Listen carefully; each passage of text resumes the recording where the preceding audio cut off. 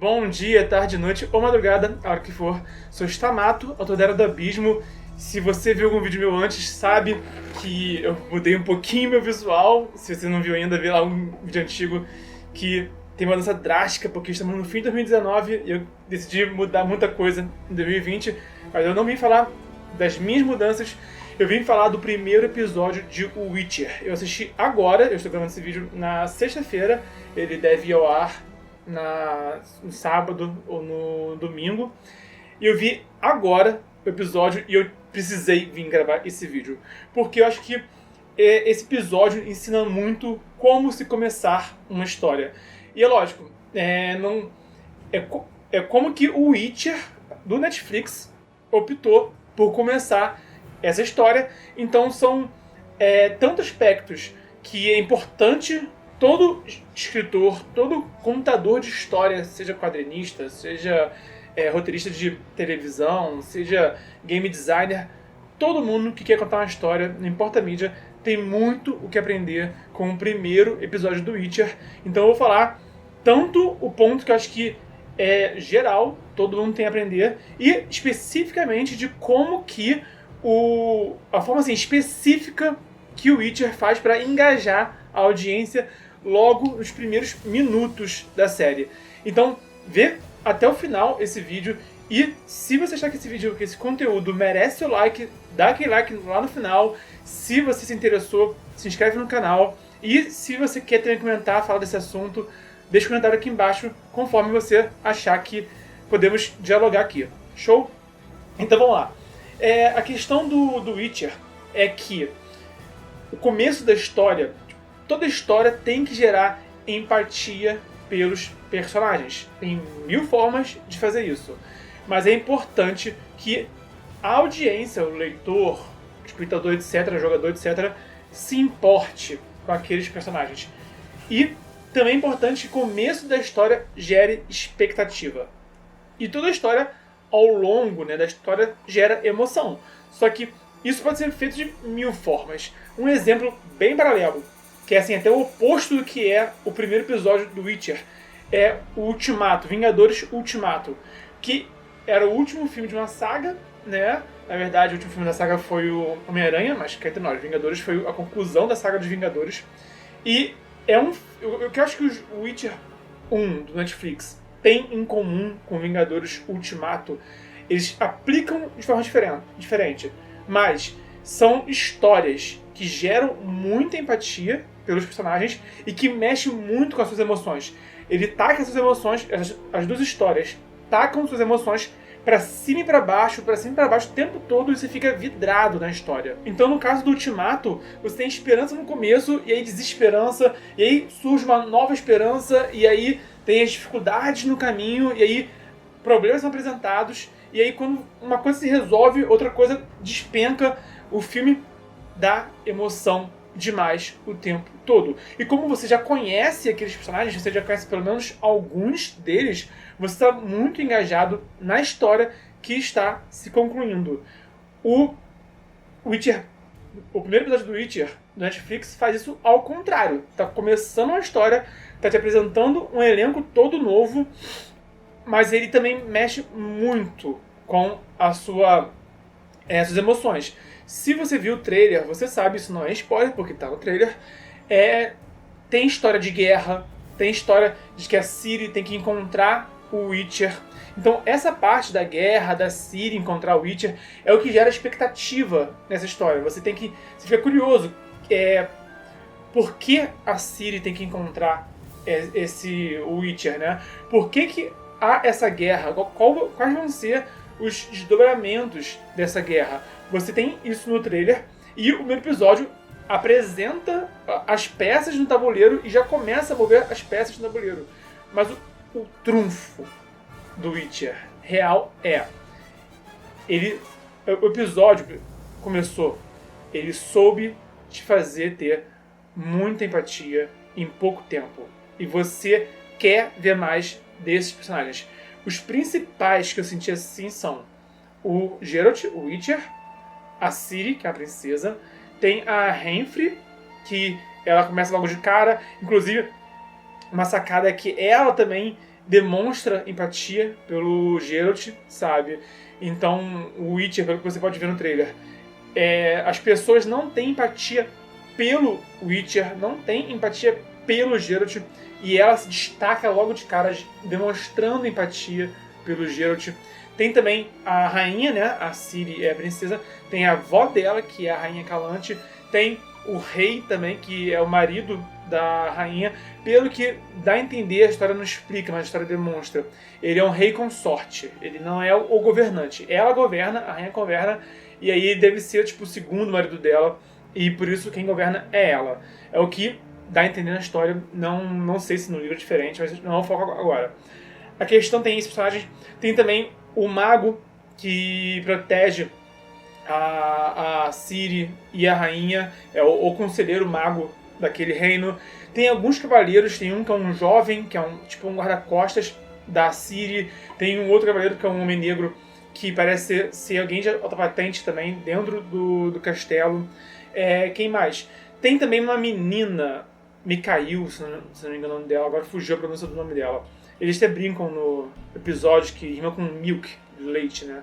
Que é a menininha também, que fala com o Geralt, e ela conta um pouquinho da história dela, então você vai gerando uma empatia com ela. E tem também um mago que, esse mago que o Witcher encontra, não dá empatia por ele, dá ranço dele só. Mas não vou entrar nesse mérito.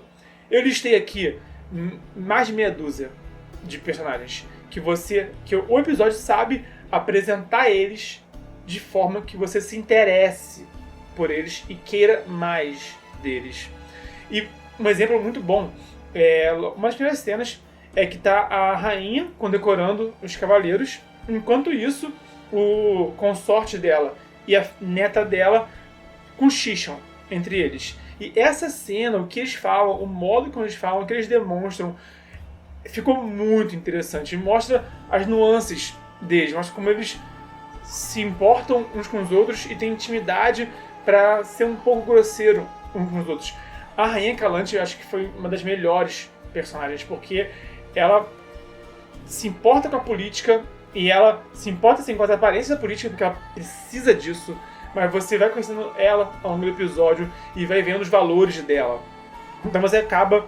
Eu achei ela estranha no começo, mas ao longo do episódio eu comecei a adorar ela. Então esse que é um ponto. Empatia pelos personagens. Você acaba querendo ver mais deles conforme você vai assistindo o primeiro episódio. Só que, assim como o Ultimato basicamente é um filme em que, mano, tudo é pra água abaixo, sabe? Até ficar bom, muita coisa acontece, né? É um filme que acontece muita catástrofe, tem guerra, tem morte pra caramba.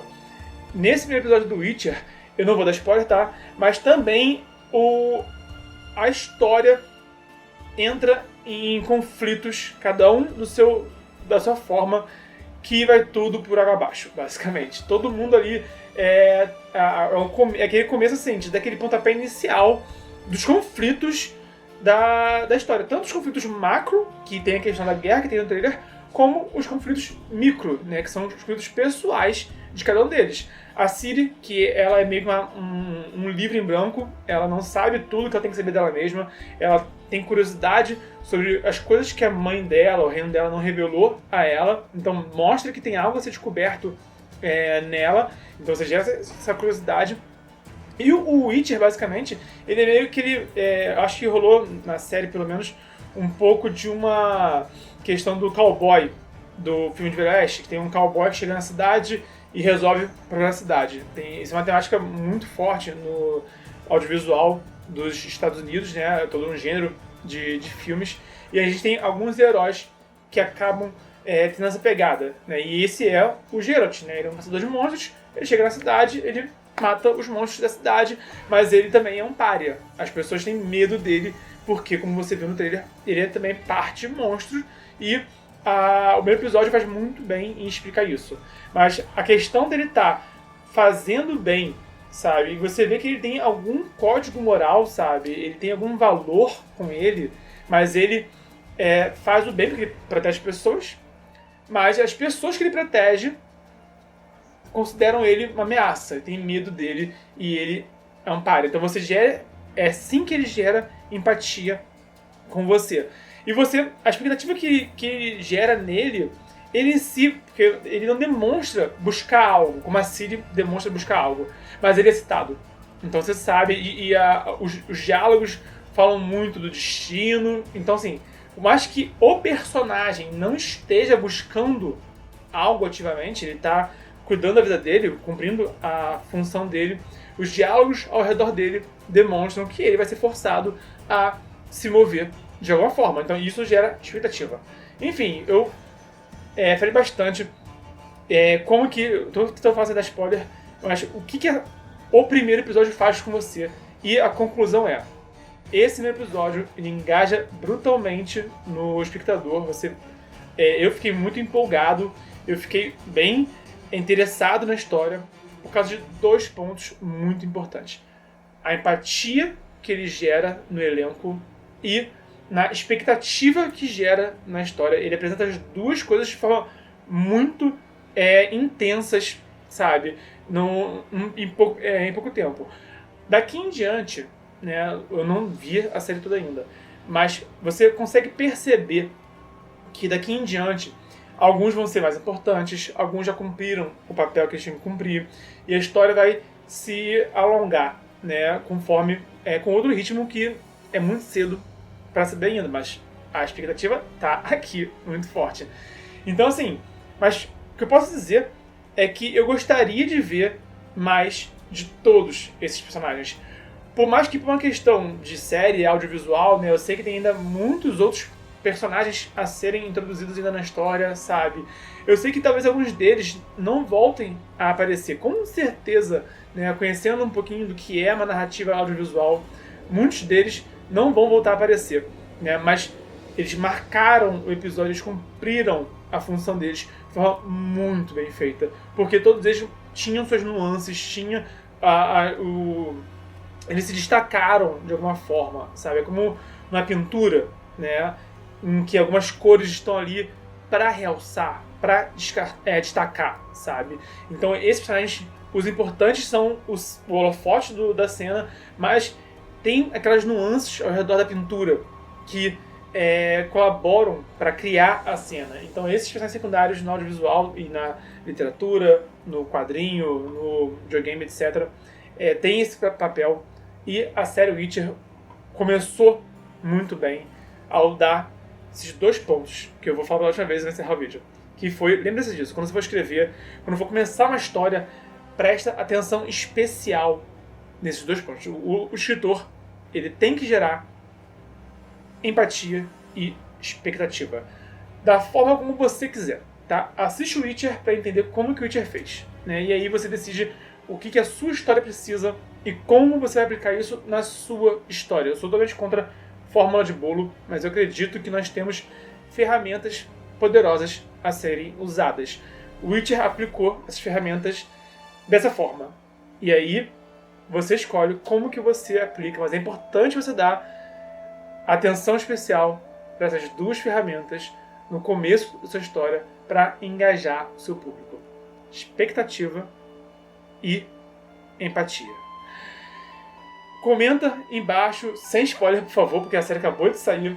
Se você assistiu, se não assistiu, o que você achou e como que você... E conta também, para não dar spoiler do Witcher, outras histórias que te geraram empatia e expectativa no começo.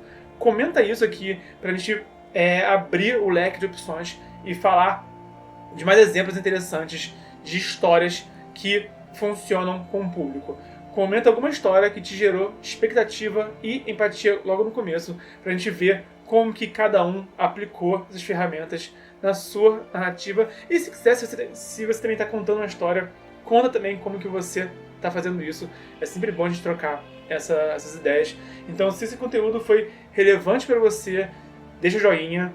Se você conhece alguém que se interessaria por esse conteúdo, manda para a pessoa onde você quiser, no WhatsApp, nas redes sociais. Importante a gente estar realmente trazendo conteúdo de valor para todo mundo. E até a próxima. Valeu!